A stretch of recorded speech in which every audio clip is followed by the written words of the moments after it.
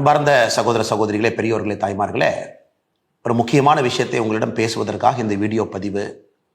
கடந்த ஒரு 10 நாட்களாக பல அதிர்ச்சியான சம்பவத்தை தமிழகத்திலே பார்த்து கொண்டிருக்கின்றோம். குறிப்பாக திராவிட முன்னேற்ற கழகம் ஆட்சிக்கு வந்த பிறகு ட்ரக்ஸ், கஞ்சா, சிந்தட்டிக் ட்ரக் இது அனைத்துமே பொதுவெளியில் சர்வசாதாரணமாக எல்லா இடத்திலும் கூட கிடைக்க ஆரம்பித்திருக்கிறது.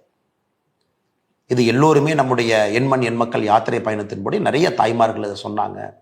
பட்டி தொட்டி எல்லாம் கிராமம் வரைக்கும் ட்ரக்ஸ் வந்துருச்சு, இதை பெரும் முயற்சி எடுத்து கட்டுக்குள் கொண்டு வர வேண்டும் என்று திமுக அரசு குறிப்பாக இந்த 33 மாத காலத்தில் வரலாறு காணாத அளவுக்கு தமிழகத்தில் ட்ரக்ஸ் புழக்கம் அதிகமாக இருக்கிறது. அதுவும் இந்த 10 நாட்களாக வந்த செய்தி நமக்கு ஒரு ஊர்ஜிதத்தை கொடுக்குது. எந்த அளவுக்கு இதனுடைய தொடர்பு, அரசியல் தொடர்பு, சினிமா தொடர்பை தாண்டி வேறு வேறு அயல் நாடுகளுடைய தொடர்பு. நீங்க பாருங்க, திமுக ஒரு மனிதர் அயலக அணி பொறுப்பை வாங்குறார். அப்படின்னா வெளிநாட்டில் இருக்கக்கூடிய எல்லா நாடுகளுக்கும் ஒரு பொறுப்பாளர் ஒருத்தர் வாங்குறார். அதே மனிதர் ஒரு சினிமா கம்பெனி நடத்துறார், JSM ப்ரொடக்ஷன்ஸ் அப்படின்னு. ஜாஃபர் சாதிக் என்கின்ற மனிதன் ஒரு பெரிய ட்ரக் நெட்வொர்க்கினுடைய தலைவராக இருக்கிறார். சமீபத்தில் Delhi special police, narcotics Control bureau இருவரும் இணைந்து ஒரு சப்ளை செயினை டிஸ்டர்ப் பண்ணி 4 பேர்த்த பிடிக்கிறாங்க. 4 பேர்த்துடைய கிங்பின் தமிழ்நாட்டில் சென்னையில் இருக்கக்கூடிய ஜாஃபர் சாதிக்கை கண்டுபிடிக்கிறாங்க. அதில் குறிப்பாக என்ன நமக்கு ஷாக்கிங்காக இருக்குன்னு பார்த்தீங்கன்னா, 45 கன்சைன்மெண்ட்டில் வேறு வேறு முறையில் 45 முறை நியூசிலாந்து, ஆஸ்திரேலியா, மலேசியா அது போல பகுதிகளுக்கு ட்ரக்ஸ் அனுப்புகிறாங்க. 3500 கிலோ, 2000 கோடி ட்ரக்ஸ் 45 கன்சைன்மெண்ட்டில் போதுங்க. எப்படி போதுனாங்க, டெசிகேட்டட் கோகனட் பவுடர், அதாவது உலர் தேங்காய், அதில் சிந்தட்டிக் ட்ரக் ட்ரக்லேயே ரொம்ப கொடூரம். காரணம் அது கெமிக்கல் பேஸ்டு ட்ரக். நேச்சுரலாக இயற்கையாக கிடைக்கக்கூடிய ஓபியம், கஞ்சா இதையெல்லாம் தாண்டி சிந்தட்டிக் ட்ரக், டிசைனர் ட்ரக்னு சொல்றது பார்த்தீங்கன்னா ஒரு கெமிக்கல் காம்போசிஷனை பிரெயினில் குறிப்பாக அந்த நியூரல் நெட்வொர்க்கை இன்னும் ஃபயர் பண்ணி அவங்களுக்கு அந்த ப்ளஷர் கிடைக்கணும் அப்படிங்கிறக்காக, அதிகப்படுத்தணும் அப்படிங்கிறக்காக சிந்தட்டிக்காஸ் உருவாக்கக்கூடிய drugs, more harmful, more dangerous, most dangerous substance in the world. அந்த சிந்தட்டிக் ட்ரக்கை உருவாக்குறாங்க. அந்த ட்ரக்கினுடைய பெயர் சூடோ எஃபிட்ரின் அப்படிங்கிற பேருங்க. இந்த சூடோ எஃபிட்ரினை பயன்படுத்தி உலகத்தில் அதிக விலை இருக்கக்கூடிய ஒரு சிந்தட்டிக் ட்ரக்கை மேனுஃபேக்சர் பண்ணுறாங்க. மெட்டா ஆம்ஃபெட்டமைன் அப்படிங்கிற ஒரு ட்ரக்கை மேனுஃபேக்சர் பண்ணுறாங்க. இதுக்கு பேஸ் பொருளாக வச்சு பயன்படுத்த போகிறாங்க. ஸோ இது டெல்லி போலீஸ் பிடிச்சதுக்கு அப்புறம் இது எவ்வளவு பெரிய அதிர்ச்சியை உருவாயிருக்கிறாங்க. இந்தியாவில் இது போன்ற ஒரு நெட்வொர்க்கு, தமிழ்நாட்டை சார்ந்தவங்க, அதுவும் திமுகவினுடைய அயலக அணியில் இருக்கிறவர், குறிப்பாக சினிமா துறைக்குள்ள இருக்கிறாங்க. அந்த மனிதர் ஜாஃபர் சாதிக் திமுகவுடைய முதல் குடும்பத்தில் எல்லோரோடு சொந்தம் கொண்டாடுறாங்க. முதலமைச்சர்ல இருந்து, மகன்ல இருந்து, குடும்பத்தினுடைய எல்லா உறுப்பினர்கள்ட்ட. முதலமைச்சருடைய குடும்பத்தில் இருக்கக்கூடிய பெண்கள் இந்த JSM ப்ரொடக்ஷன்ஸ் இவருடைய நிறுவனத்தினுடைய பாடல் வெளியீட்டு விழாக்கு போறாங்க.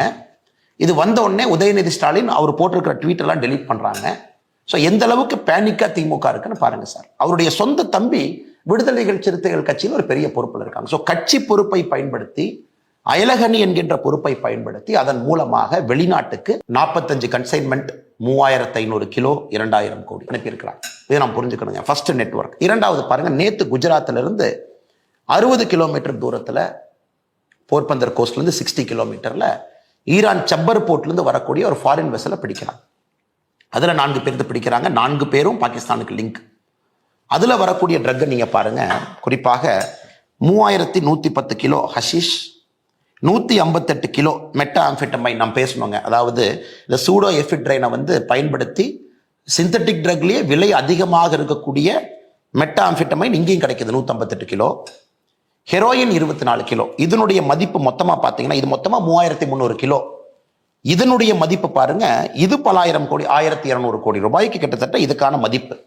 இதை பிடிக்கிறாங்க. எங்க கொண்டு போறீங்கன்னா, அந்த பிடிப்பட்டவர்கள் சொல்றாங்க இல்லைங்க, தமிழ்நாட்டில இருந்து ஒரு படகு இந்த கன்சைன்மெண்ட்டை வாங்கிட்டு போனோம் ஹைசியில, அதற்காக கொண்டு வந்திருக்கின்றோம், அந்த படகுக்காக வெயிட் பண்ணும்போது நீங்க எங்களை பிடிச்சிட்டீங்க. ஸோ நீங்க பாருங்க எந்த அளவுக்கு இன்னைக்கு இந்தியாவுடைய ட்ரக் சப்ளை செயின்ல நம்முடைய தமிழகம் இன்னைக்கு மையப்புள்ளியா இருக்கு. அதுவும் தமிழகத்தில் இருக்கக்கூடிய சில நபர்கள் எவ்வளவு பெரிய கெட்ட பேரை நம்முடைய மாநிலத்துக்கு வாங்கி கொடுக்குறாங்க. அதையெல்லாம் தாண்டி நம்முடைய குழந்தைகளை, நம்முடைய சகோதர சகோதரிகளை இது போன்ற ட்ரக்ஸுக்கு அடிமையாக்கி கொண்டிருக்கின்றார். இதை நாம் உணர்ந்து கொள்ள வேண்டும்.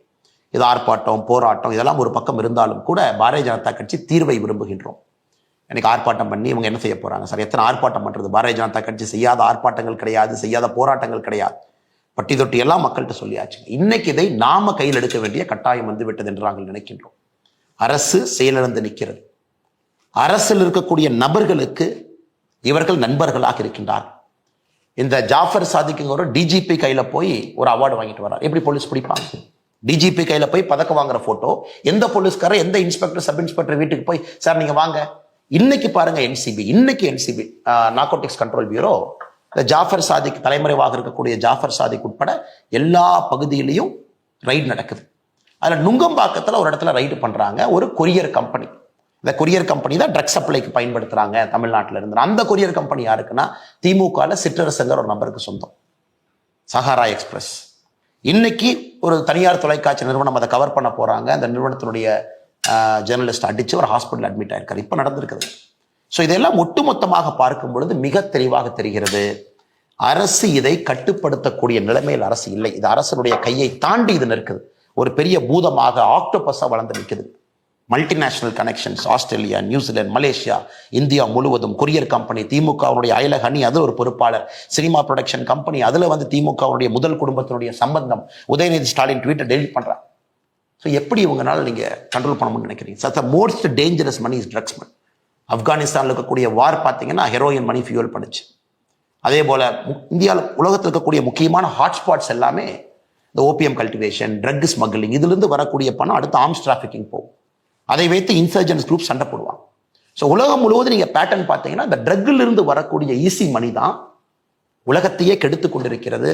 ஒரு இன்சர்ஜென்ட் குரூப் ஃபைட்டிங்ல இருந்து, ஆர்ம்ஸ் ஸ்மக்லிங்ல இருந்து 2 நாடுகளுக்கான சண்டை இன்னைக்கு தமிழ்நாடு அளவில் அது வந்திருப்பது ஏற்றுக்கொள்ள முடியாது. சினிமாக்குள்ள பாருங்க, பிளாக் மணியை ஒயிட் மணி ஆக்கிறதுக்கு சினிமா ஒரு துறை. ட்ரக்ஸ்ல இருந்து வரக்கூடிய பணத்தை சினிமாவில் போடுங்க, வெளியே எடுங்க, முதல் குடும்பத்தோடு சம்பந்தம் வச்சுக்கங்க, எந்த பிரச்சனையும் இல்லாமல் படத்தை ரிலீஸ் பண்ணுங்க, யாரும் வந்து உங்களுக்கு தொந்தரவு கொடுக்க போறதில்ல. பெரிய பெரிய இயக்குநர்கள் ஃப்ரெண்ட்ஸாக வச்சுக்கங்க, ப்ரெஸ் மீட் அவங்களோட வச்சு பண்ணுங்க, அப்புறம் போலீஸை கூட வச்சுக்கங்க, போய் டிஜிபிட்ட அவார்டு வாங்குங்க, அப்புறம் முதலமைச்சர்கிட்ட போட்டோ எடுத்துக்கங்க. ஸோ எப்படி பிளான் பண்ணி நெட்வொர்க் இருக்கு பாருங்க. ஆனால் சகோதர சகோதரிகளே, இதற்கு ஒரே தீர்வு, ஒரு பக்கம் நான் அரசியலாக பாரதிய ஜனதா கட்சி தான் என்று சொன்னாலும், மோடி ஐயா இருக்கிறாங்க, என்சிபி ஸ்ட்ராங் பண்ணியிருக்கிறோம், இன்னைக்கு பிடிச்சது எல்லாமே மத்திய அரசு, பிடிச்சது எல்லாமே மத்திய அரசுடைய நிறுவனங்கள், நார்கோட்டிக்ஸ் கண்ட்ரோல் பியூரோல இருந்து ஹைசியில பிடிக்கிறாங்க, ஈரான்ல இருந்து வர்றதெல்லாம். இது ஒரு பக்கம் நடந்தாலும் கூட நம்முடைய வீட்டை பாதுகாக்க வேண்டிய பொறுப்பு நம்முடைய பொறுப்பு என்று கருதுகின்றேன். என்னுடைய அன்பான வேண்டுகோள், அரசியல் ரீதியாக பாரதிய ஜனதா கட்சி இதை முன்னெடுத்துக் கொண்டிருக்கின்றோம். ஆனால் ஒரு தனி மனிதனாக நீங்கள் முன்னெடுக்க வேண்டும் என்பதற்காகத்தான் இந்த அவசர பதிவு. ஏன்னா எல்லா பக்கமே ஊடுருவி இருக்குது சார். டெய்லி பேப்பரை படிச்சா ஒரு முன்னாள் காவல்துறை அதிகாரி என்கின்ற காரணத்தினால் என்னால் கனெக்ட் பண்ண முடியுது சார். இது எங்கெங்க போகுது, எப்படி இதை பிளான் பண்ணியிருக்காங்க, செட்டப் என்ன, இன்னும் எவ்வளவு ஆழமாக இது இருக்கும், சப்ளை செயின் எப்படி இருக்கும், லாஜிஸ்டிக்ஸ் எப்படி இருக்கும், குருவிகள் என்று சொல்லக்கூடிய கொரியர்ஸ் எப்படி இருப்பாங்க, டெசிகேட்டட் கோகனட் பவுடருக்குள்ள வச்சு கடத்துறாங்க. ஆனால் சகோதர சகோதரிகளே, நாம் எல்லோரும் இணைந்து களத்தில் இறங்க வேண்டிய நேரம் அது தமிழ்நாட்டில் ட்ரக்ஸை ஒழிப்பதற்கு. காலேஜில் இருந்து ஆரம்பிக்கணும் சார். ஒரு காலேஜில் கூட பேரண்ட்ஸ் நீங்கள் இருக்கீங்க, ரோட்டரி கிளப், லைன்ஸ் கிளப் எல்லாம் பேச ஆரம்பிங்க. ஸ்டூடெண்ட்ஸை வந்து நார்கோட்டிக்ஸ் கண்ட்ரோல் பியூரோ என்சிபி வெப்சைட்டுக்கு போனீங்கன்னா ஓத் அகேன்ஸ்ட் ட்ரக்ஸ் இருக்கும். குழந்தைங்களை சத்திய பிரமாணம் எடுக்க சொல்லுங்கள். ட்ரக்ஸுக்கு எதிராக நாங்கள் இருப்போம். காலேஜில் எங்கே பார்த்தாலும் நாங்கள் கம்ப்ளைண்ட் பண்ணுவோம். அதற்கு காலேஜுக்குள்ள ஒரு தனி சென்டர் இருக்கணும், ஒரு ஆள் இருக்கணும். காலேஜுக்குள்ள காவல்துறையினுடைய டோல் ஃப்ரீ நம்பர் ரெஜிஸ்டர் பண்ணியிருக்கணும். அதை காலேஜில் இருக்கக்கூடிய குழந்தைகள் அவர்களாக முன்னாடி வந்து சொல்லணும்.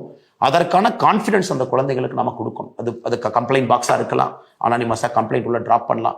காலேஜுக்கு பக்கத்தில் இருக்கக்கூடிய பெட்டி கடைகள், காலேஜ்லேருந்து 1 கிலோமீட்டர் 5 கிலோமீட்டருக்குள்ள இருக்கக்கூடிய முக்கியமான பெட்டி கடைகள், அங்கே தான் அதிகமாக அது பார்த்தீங்கன்னா வெளியே வரும், சைடில் போகும், சின்ன சின்ன கடைகள் இருக்கும்.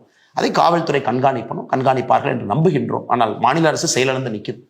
அதையெல்லாம் வாட்ச் பண்ணணும். காலேஜுக்குள்ள யாராவது ஒரு குழந்தைகள் 4 ஆண்டு 5 ஆண்டு அதிகமாக படிக்கிறாங்க. ஒரு குழந்தை பார்த்தீங்கன்னா, நான் இதற்கு முன்பு காவல்துறை அதிகாரியாக இருக்கும்பொழுது ஒரு தனியார் கல்லூரியில் பார்த்தேன். 7 வருஷம் 8 வருஷம் 9 வருஷம் ஏன் அதிகமாக படிக்கிறாங்கன்னு பார்த்தீங்கன்னா, காலேஜுக்குள்ள அந்த குழந்தைகள் ட்ரக்ஸ் செல்லராக இருக்கிறாங்க. நிறைய நடவடிக்கை எடுக்க வேண்டி இருந்ததுங்க என்னுடைய பழைய பரிமாணம் காவல்துறை அதிகாரியாக. ஸோ காலேஜுக்குள்ளே ஒருத்தவங்க ரொம்ப நாள் இருக்காங்க, ரொம்ப எக்ஸ்டெண்டடாக படிக்கிறாங்க, அரியர் நிறையா வச்சிருக்காங்க, இருந்தும் 3-4 வருஷத்துக்கான அவங்கள கண்காணிக்கணும். காலேஜுக்குள்ளே வரக்கூடிய சப்ளை செயின்ஸ், உள்ளே வரக்கூடிய கேன்டீனுக்கு வரக்கூடியவர்கள் யார், என்ன, காலேஜுக்கு வெளியே யார் நிற்கிறாங்க. ஸோ காலேஜே இப்போ ஸ்பெஷல் ஸ்குவாடு போடணும். அடுத்து ரோட்டரி, லைன்ஸ், இது போன்ற இன்டர்நேஷனல் அமைப்புகள் நீங்கள் ட்ரக் அவேர்னஸை ஒரு இஷ்யூவாக கையில் எடுக்கணும். அதை தாண்டி நம்முடைய பெற்றோர்கள், பொதுமக்கள் எல்லாம் பேரண்ட் டீச்சர் அசோசியேஷன் மீட்டிங்கில், காலேஜில் இதை பற்றி நம்ம பேசணும். இது எல்லாம் நாம் செய்ய ஆரம்பிக்கும் பொழுது மாநில அரசு செயலிழந்து நின்றாலும் கூட மக்களாக நாம் நம்முடைய தமிழகத்தை மீட்டெடுக்க முடியும் என்று முழுமையாக நம்புகின்றோம். தொடர்ந்து இது போன்ற செய்தி உங்கள்கிட்ட சொல்றேன். ஏன்னா மீடியாவில் இந்த அளவுக்கு வரலீங்க சார். இதனுடைய ரிப்பர்கஷன் என்ன, பரிமாணம் என்ன, எப்படி மூவி ப்ரொடக்ஷன் ஒரு பக்கம், எப்படி அயலகணி ஒரு பக்கம், எப்படி அயல்நாட்டுக்கு கடத்துறாங்க, எந்த நெட்வொர்க் இருக்கு. நேற்று பார்த்தீங்கன்னா போர்பந்தர் பக்கத்தில் சீசா இருக்கக்கூடிய கிட்டத்தட்ட 3300 கிலோ 1200 கோடி ரூபாய் ஹெரோயின்ல இருந்து பார்த்தீங்கன்னா மெட்டாஃபிட்டமைன்ல இருந்து எல்லாம் இருக்கு. இப்போ சிந்தட்டிக் ட்ரக்ஸ் போயிடுச்சு சார். கஞ்சா அதெல்லாம் தாண்டி ஏதோ சின்ன சின்ன சரஸ் அந்த மாதிரி இருந்தது, அதை தாண்டி இன்னைக்கு சிந்தட்டிக் ட்ரக்ஸ்குள்ள போயாச்சு. அது பார்த்தீங்கன்னா உங்க நியூரல் நெட்வொர்க்கை கம்ப்ளீட்டா மாற்றி ஒரு ஜென்ரேஷனையும் அழிச்சிடும். வருங்கால தலைமுறையே இருக்காது என்கின்ற அளவுக்கு இந்த ட்ரக்ஸ் தமிழகத்திலே கொடூரமாக, இந்த உட்சா பஞ்சாப்லாம் படம் பார்த்துருக்குறோங்க. இன்னைக்கு தமிழகத்தில் அது நடப்பது ஏற்றுக்கொள்ள முடியாது.